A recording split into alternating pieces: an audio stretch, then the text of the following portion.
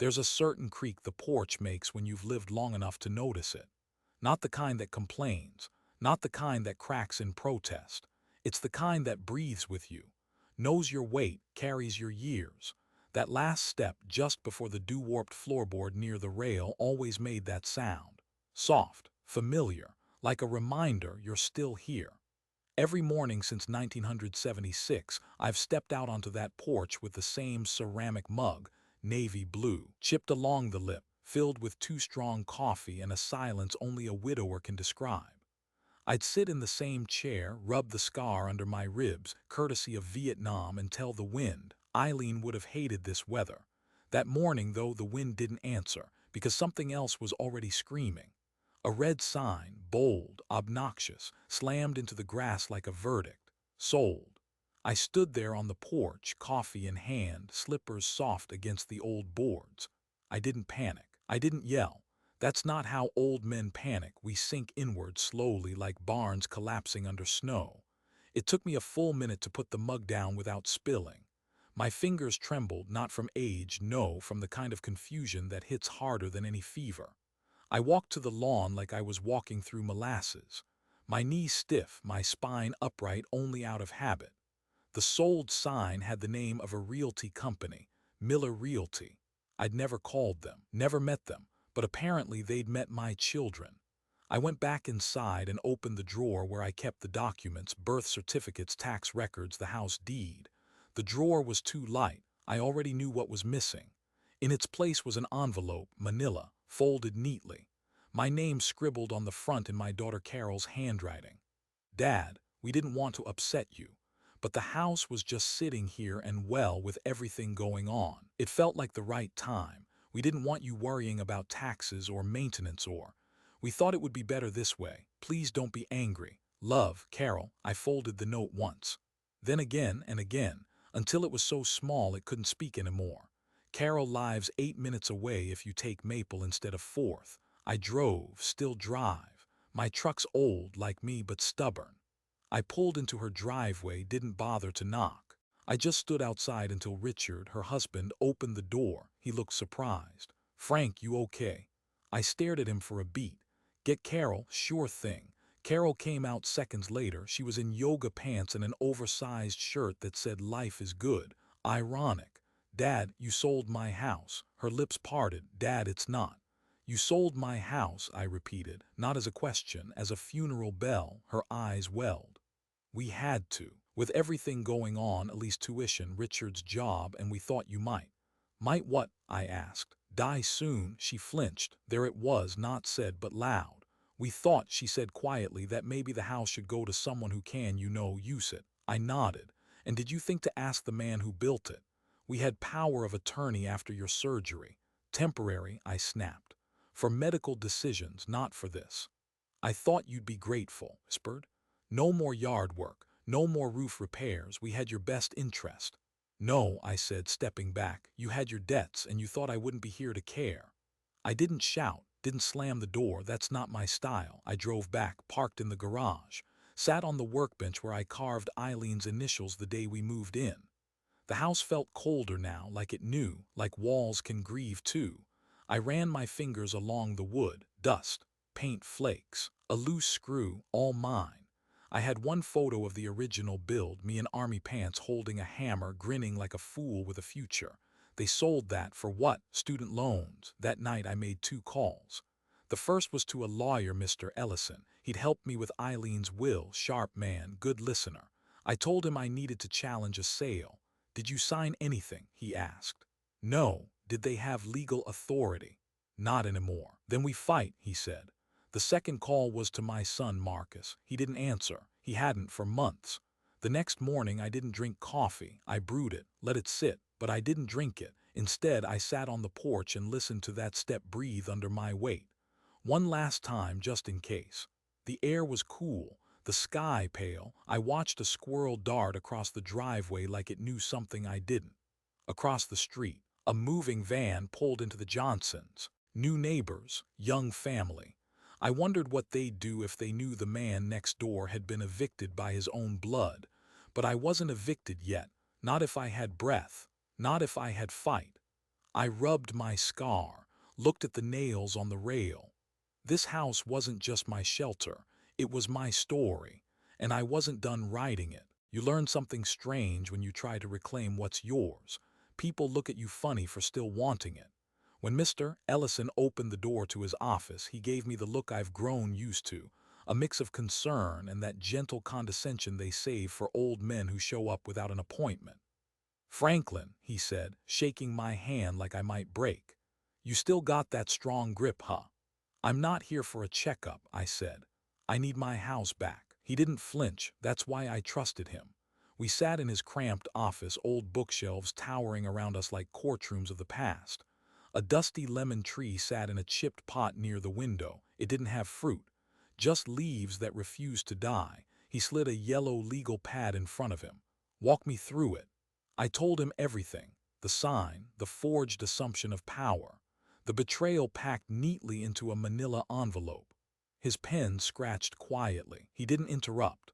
When I finished, he tapped the paper twice. "Good news is temporary medical power of attorney doesn't give them the right to sell real estate, especially not without written, notarized consent. Bad news is the sale's already in closing." "So I'm too late," he shook his head. "Not necessarily, but we'll need to move fast. We file for an emergency injunction. If the judge grants it, we freeze the transfer until a hearing. And if the judge doesn't, then you've got 30 days to move out of the house you built." I signed the paperwork with a pen that felt heavier than a hammer, not because of the ink, but because of the memory, of laying foundation with my own hands, of Eileen handing me lemonade when I came in soaked in sweat, of Marcus taking his first steps across that porch, of Carol planting the lemon tree that now leaned into Ellison's office window like it was trying to remember her better days, before she forgot me. On the way out, Ellison put a hand on my shoulder. "You're not crazy," he said. Did I ask if I was? "No," he smiled. "But you looked like someone who'd been made to feel that way." When I got home, there was a strange car in the driveway. Not Carol's, not Marcus's. A white sedan with a magnetic real estate sticker on the door. Miller Realty, Laura Jensen. I didn't knock, didn't call out, just walked in. The smell of lavender and fresh paint slapped me across the face like I didn't belong. Two strangers stood in the hallway, one in a pantsuit holding a clipboard, the other, a couple in their 30s wearing two wide smiles. "This is Mr. Brooks," the realtor chirped. "He's the current, former owner, but don't worry, we're on schedule." The woman smiled. "It's such a cozy home. We love the bones. It just feels lived in." I stared at the realtor. "Did you ask permission to enter?" She blinked. "Excuse me. You're standing in my kitchen," I said flatly. "Without my permission, that's called trespassing." The couple looked uncomfortable. The realtor cleared her throat. "Mr. Brooks, your daughter assured us." "My lawyer assures me the sale isn't legal." A beat of silence. Then the couple backed away like I was contagious. The realtor's tone changed. "Sir, perhaps we can talk outside." "No," said, "but you can leave." And I stood there until they did. That night I found Carol on the front steps. She wasn't crying, but close. "You embarrassed me," she said. "You stole from me." She swallowed. "You don't understand how hard it's been." "I understand," I said slowly, "that you didn't ask, that you thought your father was easier to erase than to face." A beat, then another. She reached into her pocket and pulled out a key.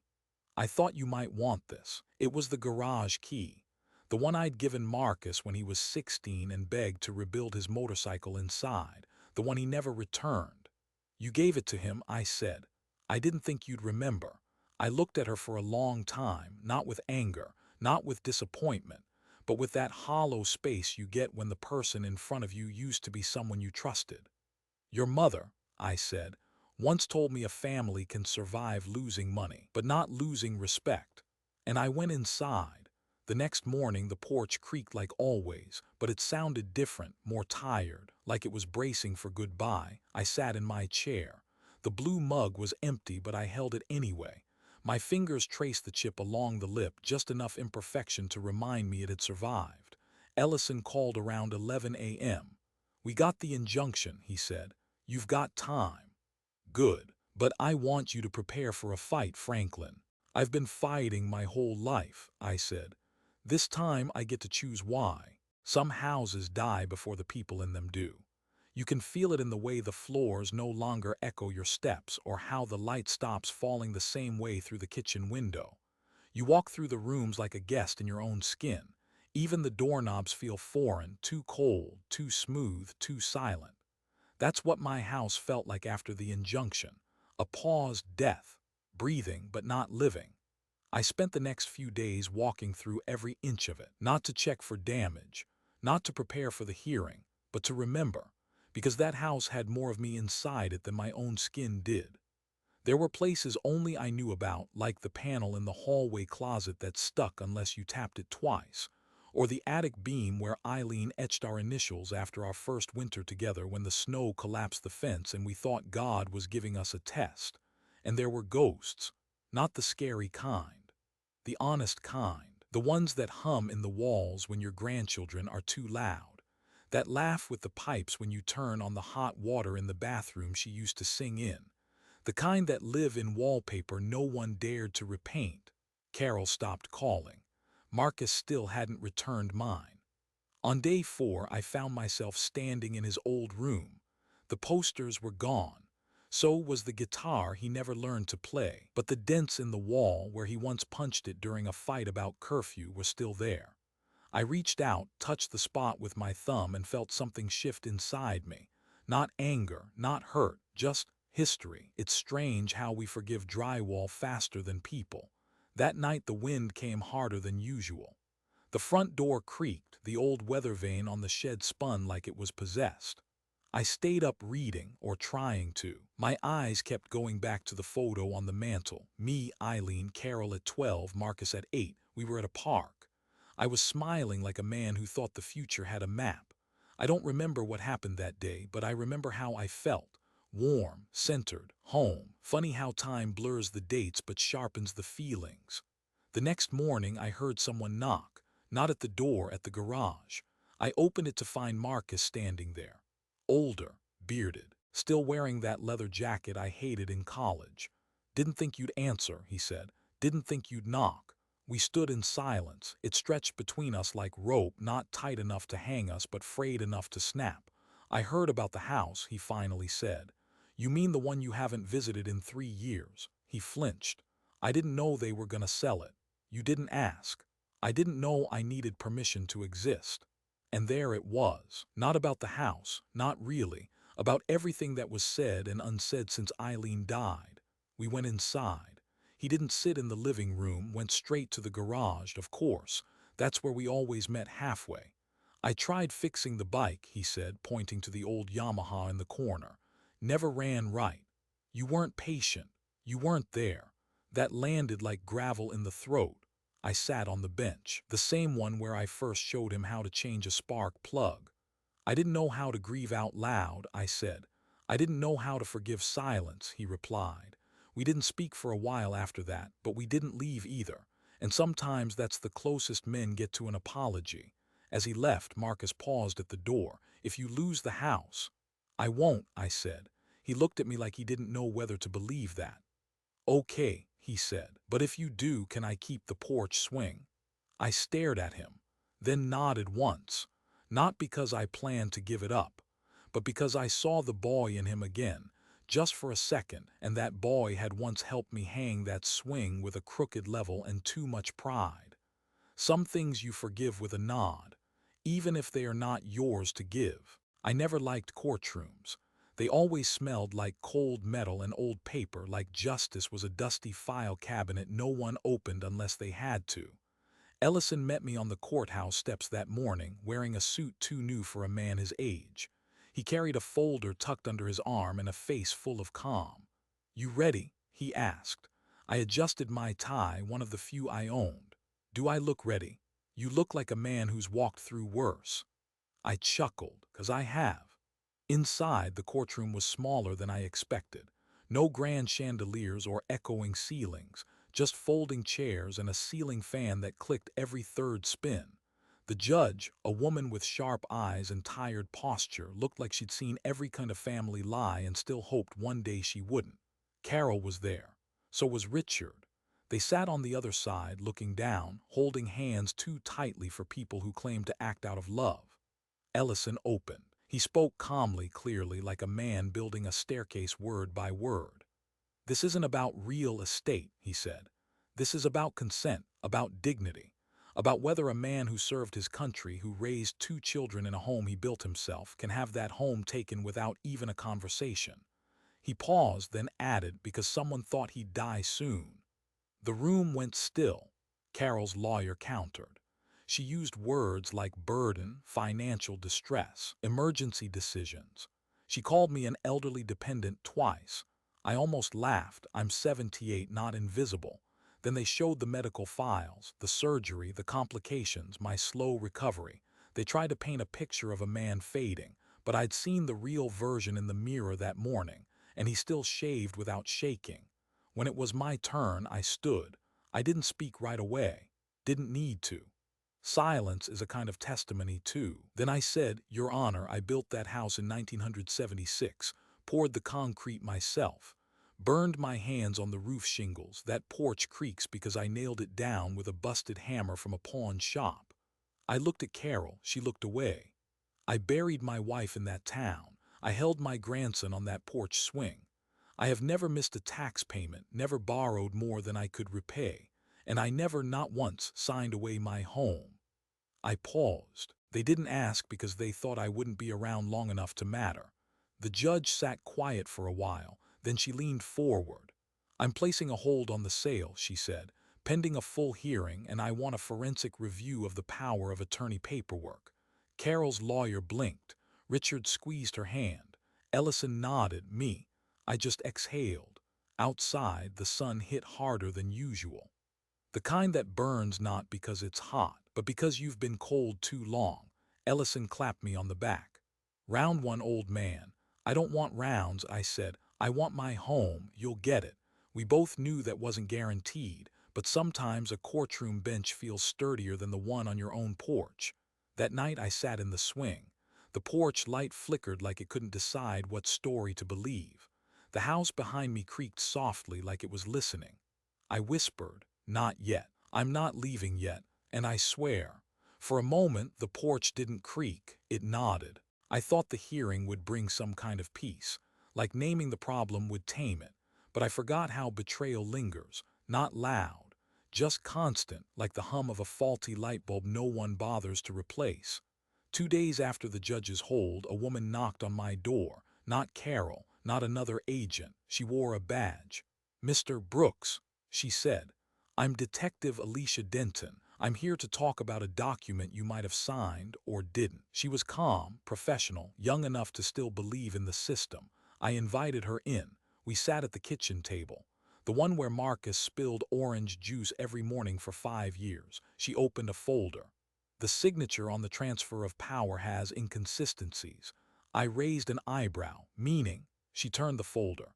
My name stared back at me in ink that looked familiar but not quite mine. "We're running it against verified samples, tax returns, your military discharge papers, even your mortgage application. And, let's just say," she said, "you loop your Ks, this one doesn't." After she left, I sat at the table for a long time, not in anger, in mourning, because forging a name is one thing, but forging someone's worth, that takes something colder. Carol had been good at signatures. When she was a kid, she'd write mine on school forms because I worked nights and didn't want her teachers thinking I was absent. I used to think that was sweet. Now I wasn't so sure. Ellison called later. "We got a break," he said. "The signature's likely forged. Denton's involved now. Is she any good?" "She's young." "That's not an answer." "She's sharp," he admitted, "and persistent, but this will get messier before it gets clearer." "How messy?" "Enough that your kids might have to testify, under oath." That night the air was thick. Thunder murmured in the distance like an old grudge. I sat in the garage, not doing anything in particular, just existing. Then I heard gravel crunch outside. I opened the door to see Carol standing in the rain without an umbrella. She looked smaller. "Can I come in?" I stepped aside. We sat in silence. Just the sound of rain tapping the roof and memory tapping our ribs. "I didn't think it'd go this far," she said finally. That makes two of us. She picked at her sleeve. Marcus told me what you said about Mom, about respect. I meant it. I know. A long pause, then she said it wasn't about the money. I looked at her, waited. It was about control, she whispered. I didn't know how to help you and it scared me, so I did something stupid that felt like action. You did something permanent, I said. I know. I didn't tell her I forgave her. Not yet. Some things need time. Some things need truth. Detective Denton's looking into the papers, I said. Carol nodded. She called me. And I told her the truth. I blinked. You did. She nodded again. I said I submitted the form. I said I thought it was temporary. I said I didn't know the difference between helping and taking over. I looked at her face. No makeup, no spin, just fatigue and shame, and maybe, just maybe, hope. As she left, she paused by the door. Do you still want me at the hearing? She asked. That depends, I said, on whether you'll sit next to me or across from me. She nodded once. I'll let you know. And she disappeared into the rain. I sat back down on the garage bench beside the old work gloves that still held the shape of my hands. Outside, the storm grew louder. Inside, I didn't flinch. Because sometimes storms don't come to break you. They come to clear the air. I never packed for war. The army packed for me duffels, numbers, orders, but this was different. This time I had to pack my life, not because I was moving, but because I might lose it. The judge set the full hearing date, 2 weeks. Ellison said we were prepared, but preparation doesn't make you ready. Not when the home you built could be reassigned like a parking space. So I walked through the house again. This time with boxes, not to move, to remember. In the hallway closet, I found the baseball glove Marcus used once before giving up sports forever. It still had the smell of oil and dust. In the bathroom drawer, a pink barrette Eileen once used to clip Carol's hair before school. Still snapped shut, still holding its shape. In the attic, a box labeled Christmas 1988. Inside, cracked ornaments, a felt Santa missing one eye, and a letter from Eileen that began with, "To the love of my life. Even when you snore." I sat down and cried. Not loud, just enough to fog my glasses. Carol called that night. She didn't ask how I was. She asked if she could stop by. I said yes. She came alone, no Richard, no makeup. Just a paper bag in one hand and a photo album in the other. "I found these in storage," she said. We sat on the floor of the living room like two strangers playing memory with ghosts. There was a photo of me and Eileen in the backyard, sunburned and laughing, holding garden shears and lemonade. A picture of Marcus in his Halloween astronaut costume, 3 sizes too big. A birthday party, a Christmas morning, a family before the cracks formed. "I'm sorry," she said quietly. "For what?" I asked, even though I knew. "For letting fear make me forget who you are." The next morning, I opened the mailbox and found a letter. No return address. Inside was a handwritten note. "Mr. Brooks, my wife and I were the couple who visited your home with the realtor. We didn't know the full situation. We just wanted a place that felt lived in. But now, after learning more, we want you to know if you win, we'll walk away from the deal. You deserve to stay. Best of luck. Eric and Linda W." I read the letter 3 times, then placed it beside Eileen's photo, and whispered, "People surprise you." Detective Denton stopped by again. This time she looked tired.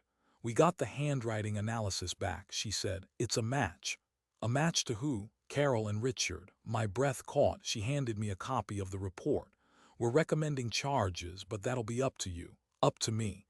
You can push for criminal prosecution or let it stay in civil court."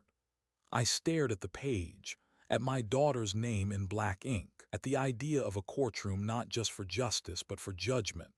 "I need time," I said. "Take it," she replied, "but not too long, the hearing's coming." That night I made tea instead of coffee, less bitter, less memory. I sat in the porch swing and watched the stars appear one by one. The house behind me creaked again, but this time it didn't feel tired. It felt awake, like it was listening, like it was waiting. And maybe for the first time in weeks, I felt ready to fight, not for the house, but for the story it held, because some stories aren't passed down. They're stood up for. Courthouse felt smaller the second time. Not because the walls had moved, but because I had. This time I wasn't just defending myself. I was deciding what kind of man I wanted to be, even in the face of betrayal. Ellison wore the same suit, same calm, same quiet grip on my shoulder before we entered. But today there were more people, reporters, neighbors, people who pretended not to stare. Carol sat 2 rows behind me. She didn't look at me, but she was there. That counted for something. The judge called the room to order. First up, the handwriting analysis. Detective Denton took the stand, clear, professional, careful with every word.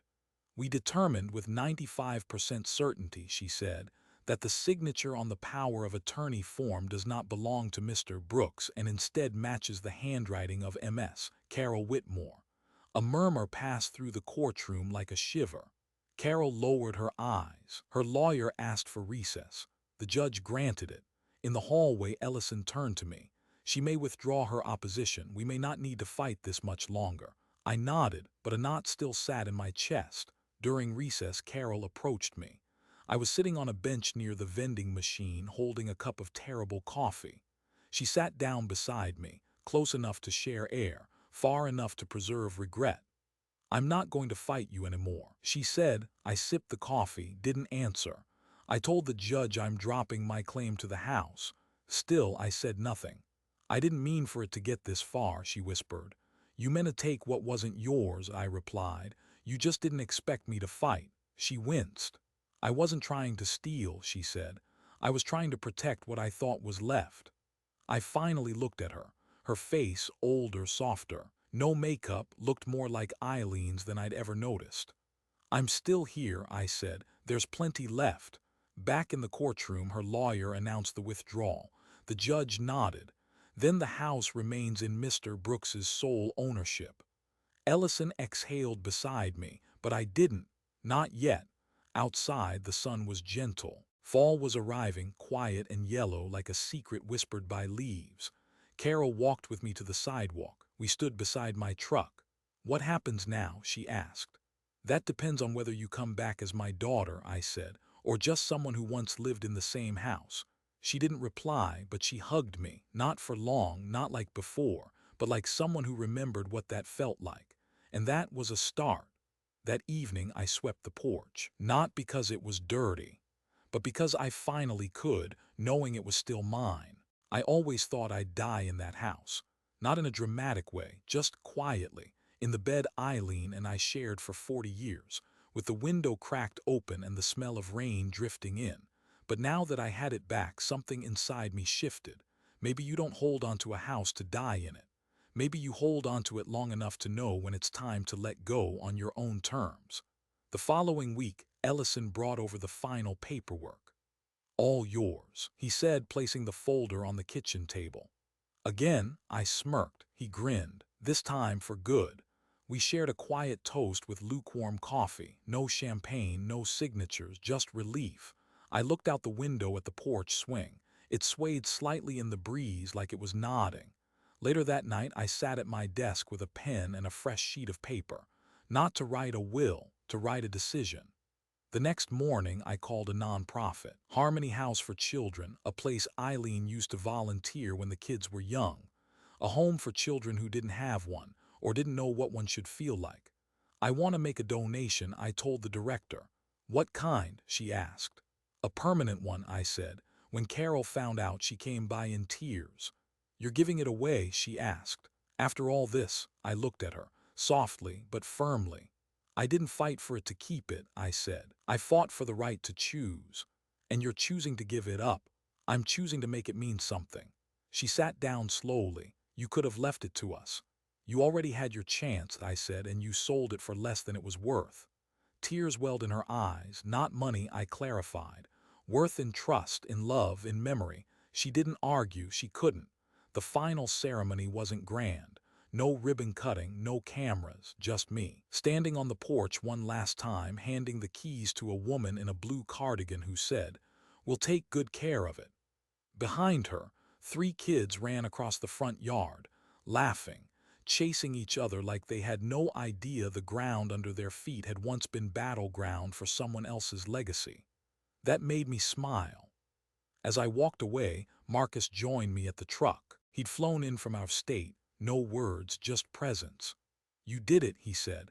No, I replied. I let it go. He nodded. That's harder. I looked at him. Someday your kids will ask what this place was. What should I tell them? Tell them, I said, it was a home and that it still is. That night I sat on a borrowed porch in my new apartment. It didn't creak, didn't groan, it was just quiet, but I brought the mug and the scar and the memory of a house that now belonged to laughter. And for the first time in a long time, I slept without locking the door. You can't ever really visit your past, but sometimes it visits you.